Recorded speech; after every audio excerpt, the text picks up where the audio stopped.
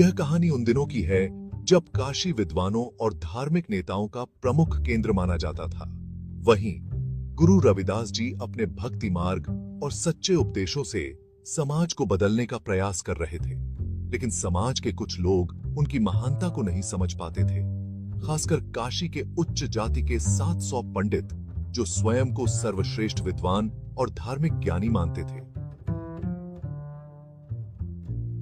पंडितों की सभा में हर रोज एक ही चर्चा होती थी, कैसे इस मोची गुरु रविदास की प्रतिष्ठा को खत्म किया जाए। उनमें से एक प्रमुख पंडित ने कहा, यह कैसे हो सकता है कि एक निम्न जाति का व्यक्ति, जिसे शास्त्रों का कोई ज्ञान नहीं है, लोगों को धर्म के बारे में सिखाए। यह तो हमारे सम्मान का अपमान है। दूसरे पंडित ने सहमति जताते हुए कहा, हमें उसे काशी बुलाना चाहिए और उसे शास्त्रार्थ की चुनौती देकर अपमानित करना चाहिए। उसके पास कोई उत्तर नहीं होगा और लोग उसकी सच्चाई जान जाएंगे। यह निर्णय लेकर 700 पंडितों ने गुरु रविदास जी को काशी आने का निमंत्रण भेजा। संदेश में लिखा था, गुरु रविदास जी, हम सुनते हैं कि आप धर्म और भक्ति का प्रचार कर रहे हैं। यदि आप सचमुच ज्ञानी हैं, तो कृपया काशी पधारें और हमारे साथ शास्त्रार्थ करें। यदि आप हमें पराजित कर पाए तो हम आपको स्वीकार करेंगे, नहीं तो आपको अपनी झूठी प्रतिष्ठा त्यागनी होगी।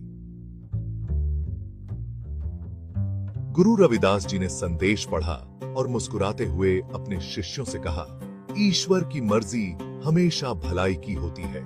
मुझे घमंड तोड़ने का कोई शौक नहीं, लेकिन शायद अब समय आ गया है कि सत्य का प्रकाश उन पंडितों के दिलों तक पहुंचे। चलो, हम काशी चलते हैं। काशी में एक विशाल सभा आयोजित की गई, जहां 700 पंडित अपने सारे शास्त्रों के साथ तैयार बैठे थे। वे यह दिखाना चाहते थे कि उनकी विद्वता और ज्ञान का कोई मुकाबला नहीं है।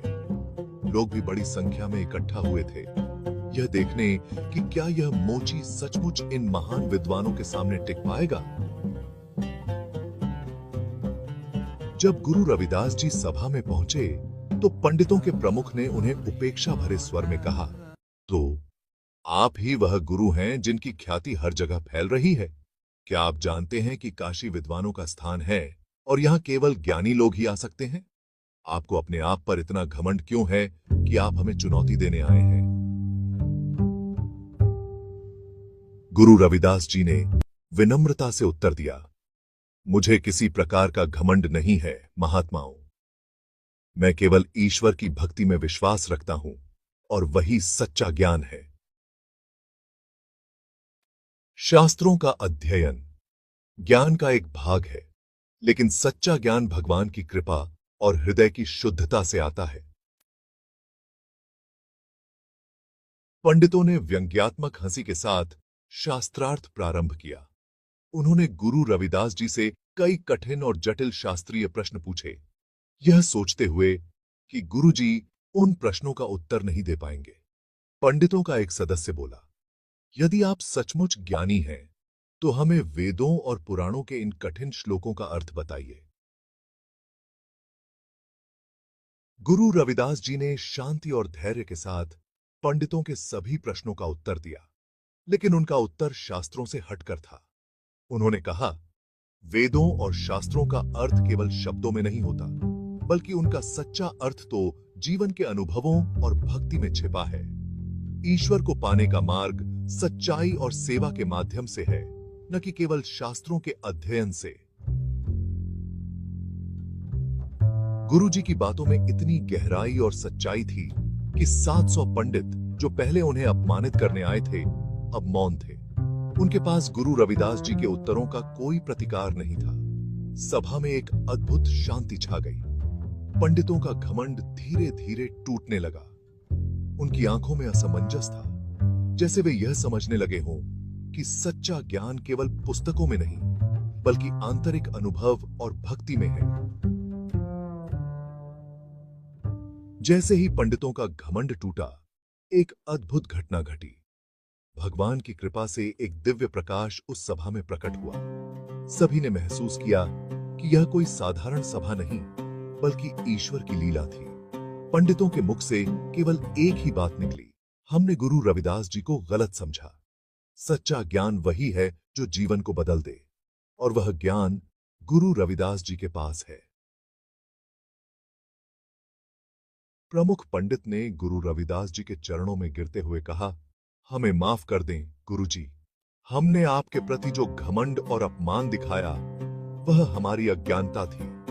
आपने हमें सच्चा मार्ग दिखाया है।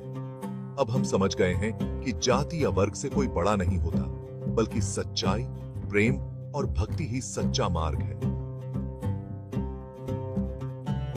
गुरु रविदास जी ने उन्हें उठाते हुए कहा, भगवान की मर्जी थी कि आप सबको आज सच्चाई का एहसास हो। कोई भी व्यक्ति बड़ा या छोटा नहीं होता, केवल उसके कर्म और भक्ति ही उसे ऊंचा बनाते हैं। अब आप सब प्रेम और समर्पण का मार्ग अपनाइए और समाज में समानता का संदेश फैलाइए। गुरु रविदास जी की यह शिक्षा आज भी समाज के लिए प्रेरणा है। उनका उपदेश हमें बताता है कि घमंड और अहंकार हमें सच्चे मार्ग से भटका सकते हैं, लेकिन जब हम प्रेम, भक्ति और सच्चाई का पालन करते हैं, तभी हमें ईश्वर की सच्ची कृपा प्राप्त होती है। तभी इस घटना ने पंडितों का घमंड चूर चूर कर दिया और उन्होंने गुरु रविदास जी के प्रति अपनी भक्ति और सम्मान प्रकट किया। यह कथा हमें यह सिखाती है कि सच्चाई, सेवा और भक्ति का मार्ग ही सबसे श्रेष्ठ है, और चाहे हम कितने भी ज्ञानी या विद्वान क्यों न हो, घमंड का कोई स्थान नहीं होना चाहिए।